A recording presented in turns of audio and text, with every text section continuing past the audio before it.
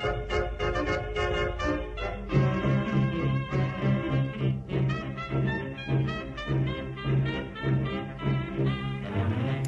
and welcome back to Harlan's in Danger. I'm your host, Tom, and today I'm joined, as always, with my good friend and co-host, Mitch. Hello, I'm also here, and picking up with the Mythos Packized Scarlet keys. It's a lot harder to work on this end of the table, but you do usually do the introductions for these Mythos Yeah, Packized videos, right? Yeah, yeah, okay. I guess It's been a this while. elephant in the room, yeah, we haven't recorded these since, I think, February. This is us picking it back up. Yeah. I'm in a new office space. My partner and dog are in the other room being quiet, so they're being very nice to us, and I don't have a beard anymore, and I got married. So hey, Congrats. thank you. Oh, yeah, Yeah, this is the first time to really talk about that because now we're on like camera officially. Like we've been recording episodes, yeah, but we didn't really mention it because we're disembodied voices, so it's less personal. yeah, exactly. But now you can kind of see that we've changed a little bit. Anyway, I You don't mostly. mostly me. I move around a lot, so that's why. Anyway, uh, I guess we're just gonna go ahead and jump right into it. So this is day 10, status Do report it. Epsilon. We have a couple things that we'll talk about when we get to them, but I think we're just gonna dive in. So let's just start with that. Yeah, let's do it. All right. So first we have the Guardian cards with our, I believe, third uh, customizable Guardian card custom modifications, which attaches to a firearm asset you control. And when you reveal a non-autofill chaos token while attacking with attached asset, you can exhaust it and cancel that chaos token to return it and reveal a new one. It's got a bunch of things you can also put on it. Um, I'm not going to read all of them, but they're cool. I've played with this card a little bit. And then we also have one in the chamber, which I played with a lot more. Also, firearm thing. Fast after you attack or effect spends the last ammo from a firearm asset you control, you can add an ammo to that asset, and you get +3 skill value for the next attack with that asset this round. I'm gonna throw it over to you. What are your thoughts on these? Have you played with them? No. Yeah. I've not played with either. I'm really thrilled with one in the chamber. That's a really cool effect. I like that it gives you a skill boost and a bit of ammo. It's kind of a nice, neat little package. Mm-hmm. The end of an attack or effect that spends the last ammo. So yeah, you gotta wait till you're down to your last shot, but it's a good way to get a little juice. I mean, if you say it's good, then I'll take your word for it. I think it's solid. Yeah, I've been having a lot of fun playing with it in Tommy Muldoon deck that I'm taking through Hemlock Vale with my partner, using also I guess the quick draw holster. This is a huge combo piece, and the Survivor Derringer. But the Survivor Derringer where you Hmm. fail, then you play Oops, you get the ammo back, and you play to one of the chambers, and you actually got 3 ammo back, and that's as much ammo as it started with, and it feels dumb and fun. So Yeah, that's pretty rad. yeah, I'm curious to give that kind of deck for a spin. it's just it's a really That's cool effect. And I haven't played with custom modifications. I think besides like in a standalone that I played, hmm. and I don't have much to say about it. It Customizable sounds are all right. confusing. Yeah, they are confusing, so it's hard to figure out what you're going to actually get out of it. The base version, I think, is way overcosted. I mean, yeah, you cancel a token, but you can't even cancel the autofill. If it allowed you to cancel the autofill, I'd say this is pretty good and it's worth including at level 0. But because it doesn't do that, it's like, wait until you have some upgrades into it. Some of the upgrades are nice, but the customizable is that thing where the card gets good only after you've invested a lot of XP into it. So the base versions feel like neutral cards where they're kind of Yeah, weak, and then once they have XP, they're okay. But yeah, it seems, I don't know. Guardians have so many cards where it's like you attach to your gun or you like finagle something, and I like the concept of it, but I feel like this game like scenario design doesn't reward that, and it tends to punish you for taking your time to build up some kind of strong board state. Yeah, so I yeah, feel like I'll try it at some point, but I'm gonna have to like it's gonna be one of those things where it's an XP hungry deck. yeah. That's what it feels like. It feels very expensive, I guess. When Hmm. I did play with it, But maybe it's good. Maybe it's good if you really want it. It might be fun in like another Tommy Muldoon deck or Leo Anderson deck where you just build a big gun or something like that. But yeah, Yeah, and if you're doing 4 player, multiplayer, it's less of a problem. But in like 1 or 2 player, this is like a cool luxury item. I don't know, 3 resources and an action just so I can yeah, cancel a token. Like, I just want something to boost my skill value at that point. So, because like I said, if you're not canceling the autofail for me, I don't know. Like, I mean, being able to fish for a specific token, like maybe if you're using the Winchester, I suppose this is kind of useful there. hmm And then you don't really need the stat boost because Winchester gives you a pretty good one as that's is. not bad. Yeah, there's something interesting there. Yeah, And then you could do actually I would do the extended stock, get the skill bonus, and then Quicksilver bullets. I would get that with a Winchester.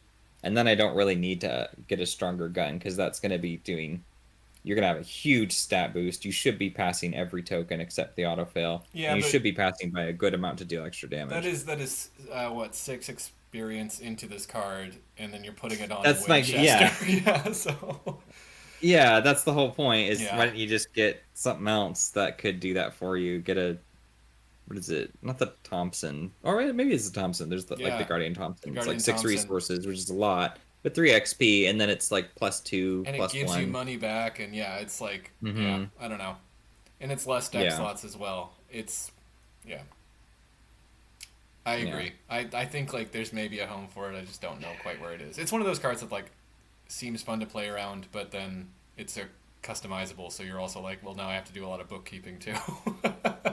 Yeah, yeah, exactly. I don't know. The overcommitment on customizable cards is just difficult because you kind of need that card to be pulling lots of weight because you're dumping Yeah, so much XP into it. So, and I yeah, guess you're not because it's upgrading both copies, but it feels like you're doing a lot. So I don't know. It's very odd. yep. They're weird. I don't know exactly what to say about them, but let's talk about the next one, which is in Yeah, Seeker. that's good. So in Seeker we have the Raven Quill, Okay. which attaches to a tome or spell asset you control. Um, you have to record which tome or spell asset you're going to put it on, and then when you resign, you can mark a checkbox on the Raven Quill's upgrade sheet or reduce the experience cost to upgrade the attached asset by 1. Um, I haven't played with this Okay. at all. It That sounds seems interesting. So it you can use seems it to fun. Yeah, upgrade itself yeah, or the tome yeah, or the spell. Okay. Hmm. yeah. I I like that it auto upgrades. That's kind of nifty. I feel like at base the difference between this one and the custom ammunition is like at base this is building on itself versus at base just canceling a token maybe. It's kind of nice. Yeah. I still haven't played with it, but whatever. I'm going to. This looks awesome. Okay, okay. We switched over to the Seeker one, and then suddenly, like, wow, I this guess sounds yeah. great. I'm not a huge Seeker fan. I do like Existential Riddle in theory. I've never played with it, but it's a parley card Yeah. that you choose an unlikely enemy at your location and test a big number with either your willpower or intellect, and then it gets -1 difficulty for each card in your hand. If you succeed, you Hmm. automatically evade the enemy and attach Existential Riddle to it, and that enemy gains aloof, which is Hmm. fun. I like Yeah. that. Yeah, really cool card. I like that one a lot too. The hand size criteria is a little strange. I don't know if I fully understand why that stipulation is there. Well, so Because here's if my I'm thought with going that. big hand, wouldn't I just want to kill them because I have the cards in my hand to do that then? Here's my thought with that. If you don't need it to be like a 0 test. Like if their evade is like a 3 or 4, you only need to have 5 or 6 other cards in your hand to for this to be Oh, I see what you're last. saying. Yeah, so it's like Okay. you don't have to go into big hand. Big hand helps support Oh, this, okay. but like really That's you just cool. like yeah. I mean, have some cards in hand, which you kind of want to do anyways. So Hmm.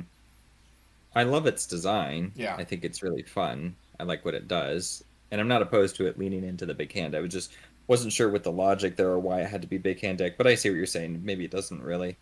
yeah. Hmm. It's not as big of a ask as I think it looks like at first. So Mm-hmm. Yeah. Yeah, these both seem cool. I'll keep them on my radar for next time if I happen to play Seeker. yeah, maybe you will. We'll see. Okay, moving on. We have the Mystic cards, which are Power Word and String of Curses. Power Word is Hmm. a customizable card. It's fast, and it attaches to a non-elite enemy at your location. There's a lot of attaching going on here. Um, Yeah. as an action, if the attached enemy is at your location, you can parlay to give it a command. At base, this is just, I think, go and cower, but there's a taboo that's made it so it's just cower, maybe? I don't remember. The taboo was really necessary for this one, but also I can't remember what it is. Did it make it stronger or weaker? Made it weaker. Mostly it removes the mercy command, and I think it added go or it added cower to the upgrade sheet instead of mercy. Uh, mercy was very good. Being able to Hmm. heal as a parlay action turns out pretty good. Um, especially when you could just also for an action exhaust that enemy. So it was justified. I think I played Gotcha. this. The only time I played with it was in the Marie and Preston run I did on the channel a while back. And one of those scenarios, I had a big monster enemy on me that I just kept using to heal me. And I didn't get anywhere with it, but I also never died. So, Yeah. Okay. Huh. It's uh yeah, this is customizable cards are just so hard to evaluate. yeah. It seems strong once you get it going. It has to be non-elite. It reminds me of my influencer Charlie Yeah. deck that I came up with, where you just kind of you can pull minions like non-elite enemies onto your side, and you buy them off and get them to do things for you. Yeah. But this seems like you're doing it at a distance, which that doesn't really happen with that deck style. It I was mostly think, like enemies stay in your party and they could still hurt you in things. They don't attack you in the enemy yeah. phase, but they do can damage you from other effects. But this is like a strong measure of control over the board state. Yeah, it is like because you can get those things that are like I think there is a way to make it so you can like give two different commands for an action, or uh, Mm. you can get a third one in here. But I think it does have to be at your location, but it's like kind of negligible if you can like the cower was just like you could just exhaust it. It stays engaged with you. You can take it wherever you need to, and then you Hmm. can just have it betray its friends or get you a clue. It's pretty easy. And then like yeah, it got silly at like higher XP. I think at base it did very little. But then like as soon as you put 1 or 2 points into it, you were like, oh, this is scaling a little bit disproportionately, which is probably why they tabooed I it. see. Um, Hmm. yeah, String of So you can't Curses. really use it to kill enemies, though. You can Just to, because they can but I betray mean, each one other. damage is not enough. Well, but if you get Tongue Twister or yeah, Tongue Twister, which lets you just like do it when you give it other commands. To two different commands. Yeah, so you can just have it like exhaust and betray. So you're basically making it taking it out of the equation and dealing a damage to an enemy at the same Hmm. time. Like it gets very efficient very Okay. quickly. Um, I see. I see what you're saying. Okay. So, because it's basically an instant kill then at that point. yeah, it starts to get kind of not quite that good, but it feels very I mean, for who you put it on, because yeah. they're under your control. It's Huh. testless damage, and Yeah. if you find the right thing to power word, it can definitely feel like okay, this is kind of crazy. Oh, that was the other thing that they did. They Gotcha. added so it's a willpower 3 test now. To do anything, you have to pass a willpower 3 test, which I don't know if I agree with because you know So there's another step on this card. there's another. It's like it's more complicated, It and attaches to an enemy, you and have to then do a you test. control, but you also have to test. Yeah, Whoa, boy. the taboo is wild. I think the card was already wild, and they just kind of muddied it even more. And now I don't even really want to look at it. Uh, Yeah. So string of curses. String of Curses. I put this in my deck. It's so good. I put this in my deck even Yep. when we didn't have it available. So That's right. this is a great card. Yeah, string of curses is great. It's awesome. Another parlay. I have no other words for it. It's perfect. Yeah, it just feels good. You can do an automatic evasion at the cost of a doom. and get a clue as well, or you can destroy something that has Doom on it. So it just kind of handles Yep. itself. It's great. And the idea is you play them both back to back, and then you exhaust them, get the clue, then kill them, or kill them next turn, or whatever. Yeah, because Which I've done actually been able to do quite a bit of yeah, with what was her name? What's the rogue in the Feast of Hemlock Vale? Um, forget her name, but the parlay lady, Alessandra. Alessandra, I Is think. that Yeah, right? I took this. I think so. But yeah, I took that card in with her, and it worked pretty well. I was very happy with the results. Yeah. I mean, the Doom is a little spooky. Sometimes you don't always have a simple solution to it, but it just is a great problem solver card. Doom's You're never negligible. disappointed to see it. Doom on player Yeah, you cards, you figure out don't a need to solution worry to about that. it. As I will demonstrate several times throughout this campaign, I'm sure. Mm-hmm. All right, moving on to What else we our got? survivor cards. Oops, I gotta actually hit the button. There it goes. Ooh, computer's running slow. Sorry about that. We have Okay. makeshift trap Trap. and predator or prey. So makeshift trap is a customizable card that attaches to your location. I think we've attached to everything we can now at this point.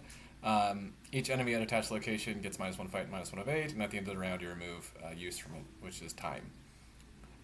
That's it at base. There's a bunch of other stuff you can read here on your own. I haven't played with this card.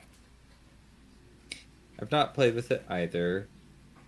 It's something that you want as the camera guy, Daryl, Yeah, because you can reduce their fight or evade, and then you can combo off those cards to get their values down to 0. yeah. Yeah, it's like the thing with this one is the timing because there's certain upgrades. Let me see if you can see it. It's like when its trap has no time and is discarded, you deal 3 damage to each enemy and investigator at the detached location. Yeah, so the explosive device upgrade, which is really strong, basically turns it into a dynamite blast. You have to time it correctly. And like you can add more time to this, or I think you can control the time a little bit. Mm-hmm. You may increase or decrease its uses by 1 when you improve the timer, but that's about it, I think. Yeah. Yeah, so it's just kind of. I mean, I like it. I think it's interesting, but just it's not a. It's going to be hard to actually plan with it, to set it up and have the perfect play. There's going to be a lot of instances where you're like, oh, shoot, I'm a turn off of. I should have played it last turn, or, oh, I needed to play it this time, or we got to drag the enemies over here. I feel like it's going to make you, as a player, convolute the situation so that you can get what you want to trigger out of it, as opposed to just helping you solve the problem organically. That's kind of how I feel about most customizable cards, is that they convolute the situation and you start thinking like, how am I going to do this, and overcomplicating it in your mind when you really should just take a card that Yeah. says what it does on the card.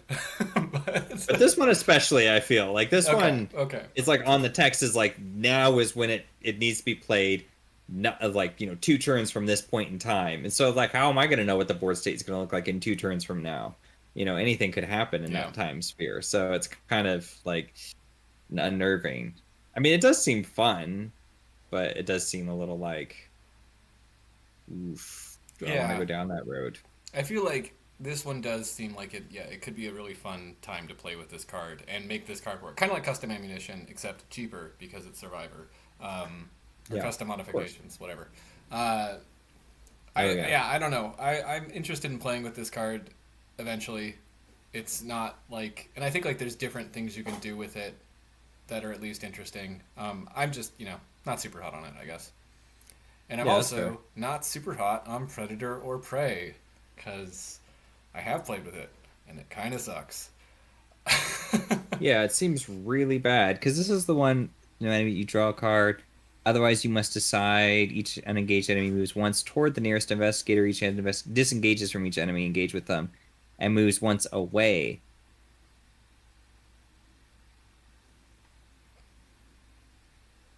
This sack card actually would have been helpful to use for your character this campaign, now that I have the hindsight of 2020. I disagree. I've used this There's card a number before. of instances when I could have disengaged and been like, why don't you just leave the room because you're having trouble. Sure. It's good in theory, sort of, but you're also still like, you don't choose when you draw it because it's a dilemma. It happens instantly. Right. If you can choose when you draw this, great. But with Katya. Yeah. that's an added step that you have to use to make this card even decent. And I think Well, here's the thing: all the dilemmas are bad. They're just all bad, unless you I have don't know. Katya, I which don't is know an if that's. extra effort. I I think there's think at because you least a can't dilemma control, or you just two. have to do a thing I think there are a couple dilemmas that are okay without controlling them. without controlling. Yeah, Yeah, but like, they're okay, not isn't good. great. They're not good. Yeah. That's what I'm trying to say is they're not good. They're good when you put it on Katya, I would imagine. I've not played with her yet. I'm gonna try a dilemma deck at some point. This is just like a bunch of inspiration for things that I need to do, is what it sounds like. Because This is a I've to-do not list. actually had a chance to delve into a lot of the newer cards. Hmm. The I don't know, Well, situation has changed. most of our Arkham is actually just playing here, where we play with older cards mostly. So, yeah, Yeah, we didn't unlock the new stuff, so here we are. yeah, Hmm. we're gonna be sampling these cards maybe. I mean, maybe. I don't know. All right. Well, All right, well, yep. Last I in the got nothing on this. batch is the rogue cards. Woo. Okay. Sorry about that. A couple different rogue Okay. cards. Here we have Honed Instinct, which is a Hmm. customizable card, and then we have Disguise and Kicking the Hornet's Nest. Yeah, these are all actually really good. Oh yeah, all of them. I mean, I think so. I think Honed Instinct is great. It's an extra action, it's only a resource, and it's fast. Yeah, I guess you have to wait for an act or agenda to advance. Um, or you have to succeed a skill test by three or more. But like, when is an extra action not useful? Mm, And mind you, I'm thinking of like solo a lot, and solo extra actions is king, passing yeah. tests and taking more actions. So Hound Instinct is that's cards under consideration for my ultimate Wendy deck because it's fairly easy to just slip in an extra thing to do and keep the ball rolling. And if I don't need it, I just discard it to redraw a token and then play it from my discard pile, right? So Yeah. Honed Instinct, like Swift, because I'm a firm believer in Swift Reflexes, I guess I should say. So I know some people think that card's not very good. That card is excellent. It gives you an extra action to do whatever the hell you want. It's Skid's ability on tap, but you don't want to play Skid's ability more than like twice per game because it's costly. So 2 copies is perfect. This one's that, but cheaper. It's a little more restrictive, but there's going to be plenty of instances when you accomplish either of one of those two criteria. So I feel like if you wanted for 1 XP, you could get Killer Instinct and give yourself an extra action every time you engage an enemy, which is an ideal situation always because you might fail an attack or an evade or something like that. So getting a bonus try, yeah, I think it's awesome. Okay. Yeah, I think I have played this one. I think I played it in a Dexter deck because Mm, I have to play Mystics whenever I can. Uh, and that was nice because Mystics need actions. they do. So, yeah, I think I remember that being fun. Like when Scarlet Keys first came out, just playing like this with Dexter and being like, yay! Extra actions as a magician makes sense. I think I had like the That does. a treachery enters your play area or something like that as one of my Hmm. things. Or maybe no, it was you play an asset. Which was really good in Dexter. Just take an action when you play an asset. Great. Um, yeah, I do like this one. I think this is my favorite customizable of the bunch here. Um, Probably followed by maybe the Raven Quill. It's certainly the best one. Yeah. Yeah. Okay. Okay. Cool. Cool. Let's talk about Disguise and Kicking the Hornet's Nest though, because these are also great cards. Um, Yeah, disguise is basically slip away. The stat boost isn't always quite as strong, but you're not losing very much, and you get to use it 4 times as opposed to one through an event. yeah. So it's bonkers strong. It's super, super good. Yeah. No, it's really good. This is Yeah. honestly maybe a little too good. It's also a trick, so Rita can take it, which is just Yep. silly. Yeah, it's great. So you get 2 evades and a stat boost 4 times. Jeez, like, Mhm. oh man, that will solve so many problems for you. I think I ended up not really investing in it. I put it in my deck briefly for this Finn one. This is so weird because now we're recording this after the Yeah. episode, so my slight spoilers, sorry. But like I put it in the deck and I used it like a little bit, but it was hard to get on the table. I just had other things that I was doing. And I have the bonus action to evade with Finn, which I thought would be nice to use with this, but I don't know, it just didn't really line up, and I ended up just throwing in skills, and that was more or less enough. I think I think when you build the base level 0 deck though, which I didn't account for this because I knew it was going to be down the line and I would have to adaptable into it. So basically I had come up with my evade solution already. So trying to fit it back in just didn't really work. But I think going forward, building at level 0, Disguise is a good card to consider. Yeah, I agree. Yeah, and then kicking the Hornet's Nest is maybe even better if you want it. Like if you are someone who cares about having an enemy on your location, if you're someone who cares about discovering clues, and if you need money, probably in that order of like preference, it's a great card. It's good with Damning Testimony and Trish and Finn. Yeah, Finn works pretty well with this. I don't think you put it in your Finn deck just because we decided to put these later in the cycle, so Finn couldn't have fun. And there's enough enemies on the table, so. Yeah, and also I'm a Kachi and can't really fight very good, so makes sense. Yeah, this is a great card. I really like this card. I think I like its design. I think it's really cool. Yeah, like, flavor-wise. I think I thought it was bonkers when I first saw it, and I've cooled a little bit on it, but it's still pretty damn good. So. I wish it gave you 2 clues, but by then it would be pretty. That's too much. Broken. That's too much. Yeah, that is too much.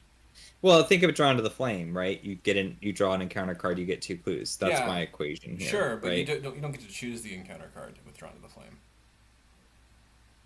Yes, and as a result, you get money instead of the second clue in this one. So it works. I think it's just when I look at it, my immediate Drawn to the Flame, connection. Actually. Oh, I don't know about that. I would say so. Yeah. I guess it depends on your player count or your situation. Yeah, I mean, I guess Drawn to the Flame can whiff and not like really hurt you at all. Like you can draw like a Dissonant Voices or something, right? And then you're just like, well, because this is going to guarantee an enemy. Yeah.